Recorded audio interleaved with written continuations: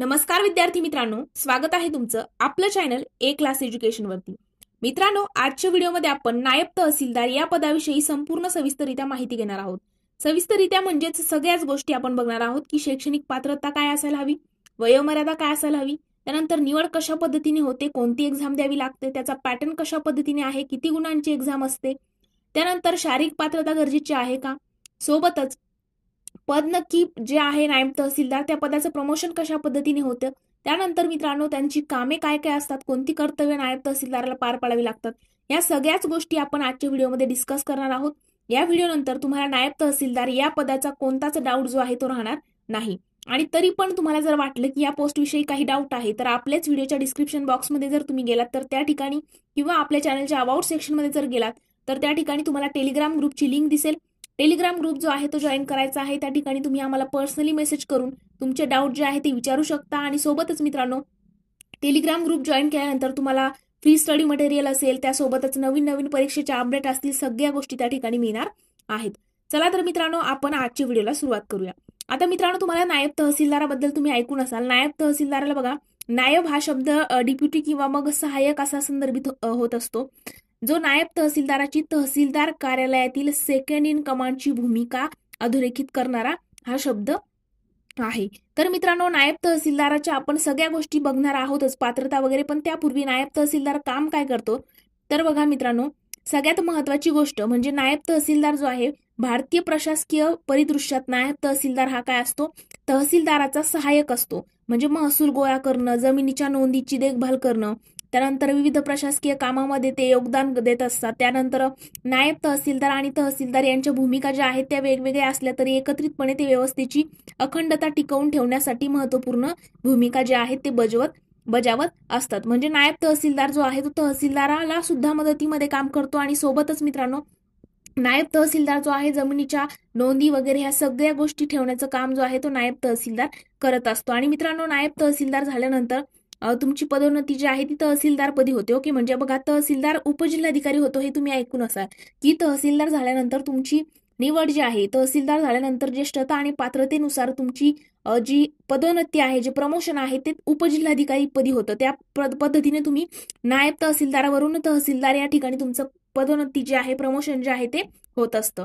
मग मित्रांनो, नायब तहसीलदार होण्याकरिता तुमच्याकडे पदवी असणं गरजेचं आहे। आता शैक्षणिक पात्रता जर आपण बघितली तर तुमच्याकडे पदवी असणं गरजेचं आहे। मग ती पदवी कोणत्या फील्डमधून असायला हवी तर असं कोणत्याही प्रकारचं बंधन नाही। ती पदवी तुम्ही कोणत्याही मान्यताप्राप्त विद्यापीठातून फक्त पदवी घ्यायची आहे, शाखेचं बंधन नाही। तुम्ही बी फार्मसी केलं असेल, ऍग्री केलं असेल, बीएससी केलं असेल, या ठिकाणी शाखेचं बंधन नसणार।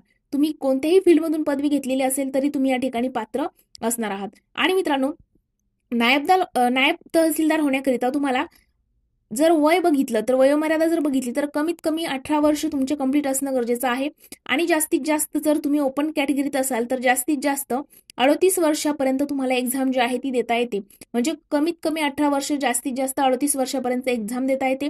आणि त्यासोबत मित्रांनो, बघा, तुम्ही जर मागासवर्गीयामध्ये असाल, कॅटेगरीमध्ये येत असाल, म्हणजे ओबीसी, एससी, एसटी कॅटेगरी जर तुम्ही असाल तर तुम्हाला या ठिकाणी 43 वर्षापर्यंत एक्झाम जी आहे ती देता येते। म्हणजे ओपन कॅटेगरीतले स्टुडंट जे आहेत त्यांना 38 वर्षापर्यंत आणि कॅटेगरीत असणाऱ्यांना 43 वर्षापर्यंत एक्झाम जी आहे ती देता। माहिती बघण्या अगोदर मित्रांनो, प्ले स्टोअर वरती जाऊन तुम्ही जर स्पर्धा परीक्षेची तयारी करत असाल तर नक्कीच एक क्लास एज्युकेशन हे ऍप जे आहे ते तुम्हाला प्ले स्टोअर वरती जाऊन डाउनलोड करायचं आहे। मित्रांनो, एक क्लास एज्युकेशन प्ले स्टोअर वरती जेव्हा तुम्ही टाईप कराल या प्रकारचा आयकॉन तुम्हाला दिसेल। हे ऍप डाउनलोड केल्यानंतर मित्रांनो, या ऍपमध्ये तुम्ही ज्या स्पर्धा परीक्षेची तयारी करत असाल, तलाठी भरती असेल, सरळ सेवा असेल, पोलीस भरती असेल, कोणत्याही प्रकारची एक्झाम जी असेल त्याच्या प्रत्येक नोट्स असतील, लाईव्ह लेक्चर असतील, रेकॉर्डेड लेक्चर असतील, प्रत्येक विषयाच्या तुमची टेस्ट सिरीज वगैरे सगळ्या गोष्टी तुम्हाला ऍपमध्ये मिळून जातील। फास्ट ट्रॅक बॅच असेल, मॅरेथॉन बॅच असतील, सगळ्या गोष्टी ऍपमध्ये तुम्हाला मिळून जाईल। त्यानंतर मित्रांनो,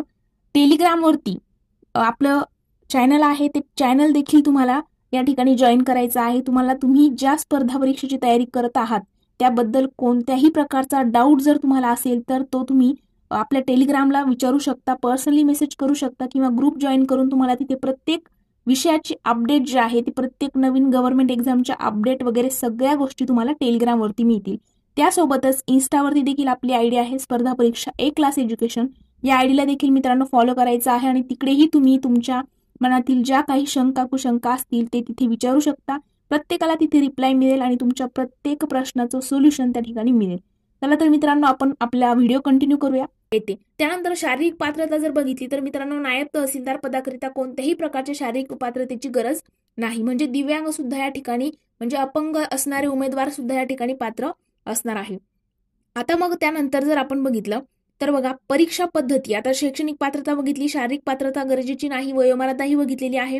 आता परीक्षा पद्धती म्हणजे तुमची निवड कशा पद्धतीने होते तर मित्रांनो, तुम्हाला एमपीएससीच्या मार्फत म्हणजे महाराष्ट्र पब्लिक सर्व्हिस कमिशन, ज्यालाच आपण राज्य लोकसेवा आयोग जो आहे तो म्हणतो मराठीमध्ये, त्यांच्या थ्रू जी आहे राज्यसेवेची एक्झाम घेतली जाते. त्या एक्झाम मध्ये तुम्हाला 2 टप्पे आहे, पूर्व परीक्षा आणि मुख्य परीक्षा. आता त्याचा डिटेल पॅटर्न नक्की काय आहे एक्झामचा, आता तो आपण समजून घेऊया. तर मित्रांनो, जी राज्यसेवेच्या मार्फत तुमची नायब तहसीलदार पदाकरिता जी एक्झाम घेतली जाते त्यामध्ये पूर्व परीक्षा हा तुमचा पहिला टप्पा आहे. पूर्व परीक्षेमध्ये तुमचे 2 पेपर घेतले जातात.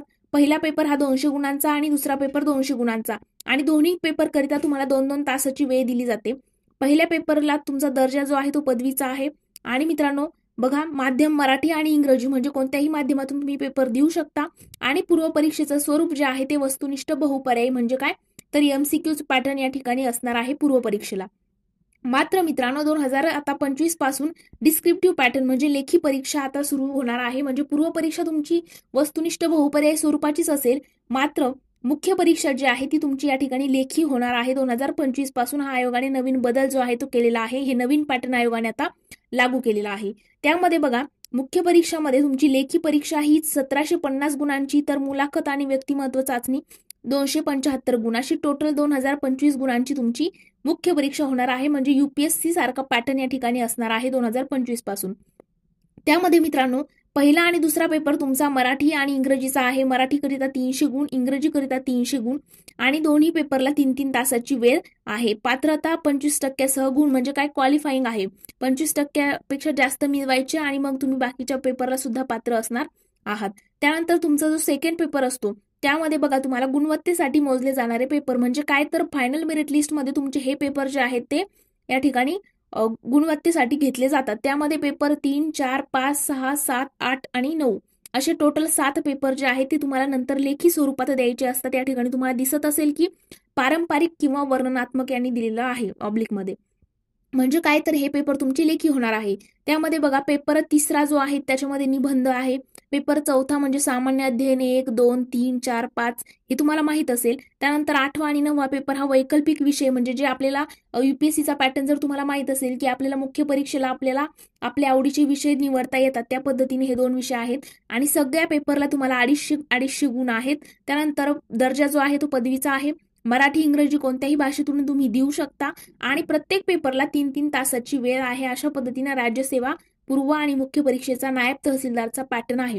पूर्व परीक्षा 400 गुणांची असेल. त्यामध्ये 2 पेपर होतील. पहिला पेपर 200 मार्क, दुसरा पेपर 200 गुणांचा. त्यानंतर मुख्य परीक्षा जी आहे ती टोटल आपण बघितलेली आहे, आणि मुलाखत त्यानंतर 275 गुणांची मुलाखत असते. तर अशा पद्धतीने तुमचा पूर्व आणि मुख्य परीक्षेचा या ठिकाणी नायब तहसीलदाराला सिलेबस असतो. मग मित्रांनो, नायब तहसीलदाराचं पेमेंट जे आहे, वेतन किती असतं तर बघा, 38,600 रुपये. ओके, 38,600 रुपये ते त्यानंतर तुम्हाला 1,22,800 रुपयापर्यंत, म्हणजे काय स्टार्टिंग तुम्हाला 38,600 ते 1,22,800 पर्यंत, प्लस मित्रांनो तुम्हाला इतर सगळे देय भत्ते वगैरे लागू होतात. आणि सोबत तुम्हाला राहण्यासाठी सरकारी घर, वाहन आणि अन्य कर्मचारी सुद्धा जे आहेत ते दिले जातात नायब तहसीलदाराला.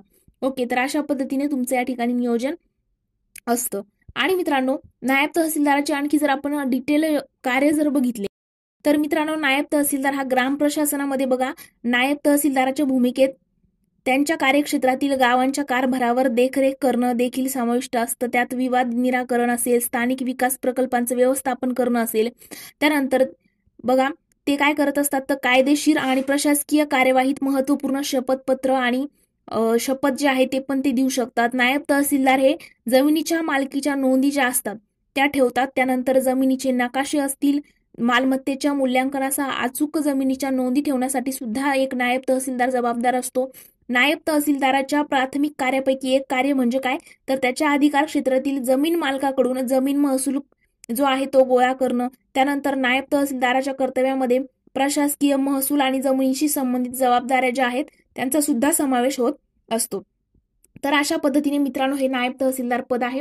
आपण शैक्षणिक पात्रता, वयोमर्यादा, वेतन, त्यानंतर शारीरिक पात्रता, त्यानंतर आपण बघितलेलं आहे परीक्षा कोणती होते, त्याचा पॅटर्न काय आहे, किती गुणांची एक्झाम असते आणि नायब तहसीलदाराचं नक्की काम काय आहे आणि सोबतच प्रमोशन, सगळ्या गोष्टी डिस्कस केलेल्या आहेत. आपण नायब तहसीलदार या पदाविषयी संपूर्ण सविस्तररित्या माहिती बघितलेली आहे. या व्हिडिओ नंतरही तुम्हाला कोणत्याही प्रकारचा डाऊट असेल तर मित्रांनो आपल्या चॅनलच्या अबाउट सेक्शनमध्ये जायचं आहे, टेलिग्राम ग्रुप जॉईन करायचा आहे. त्या ठिकाणी आम्हाला पर्सनली मेसेज करून तुमचे डाऊट तुम्ही विचारू शकता आणि त्यासोबत तुम्हाला पर्सनली त्या ठिकाणी प्रत्येकाला रिप्लाय सुद्धा मिळणार आहे. आणि सोबतच मित्रांनो प्ले स्टोअर वरती आपलं एक क्लास एज्युकेशन ऍप सुद्धा डाउनलोड करायचं आहे. एक क्लास एज्युकेशन ऍप मध्ये तुम्हाला एमपीएससीच्या रिलेटेड सगळ्या ज्या काही पोस्ट आहेत त्याच्या नवीन बॅचेस, टेस्ट सिरीज, सगळ्या गोष्टी लाईव्ह प्लस रेकॉर्डेड लेक्चर वगैरे सगळ्या गोष्टी तुम्हाला ऍपमध्ये मिळणार आहेत. त्याबद्दल जर बॅचेस बद्दल तुम्हाला डिटेल इन्फॉर्मेशन घ्यायची असेल तर खाली जो स्क्रीनवरती कॉन्टॅक्ट नंबर दिसतोय त्यावरती तुम्ही मेसेज करून किंवा कॉल करून तुम्ही बॅचची डिटेल इन्फॉर्मेशन सुद्धा मिळवू शकता. तर मित्रांनो आज आपण इथेच थांबूया. जर तुम्हाला व्हिडिओ आवडला असेल तर व्हिडिओला लाईक, कमेंट आणि तुमच्या मित्रांसोबत देखील शेअर करायला विसरू नका. Thank you so much.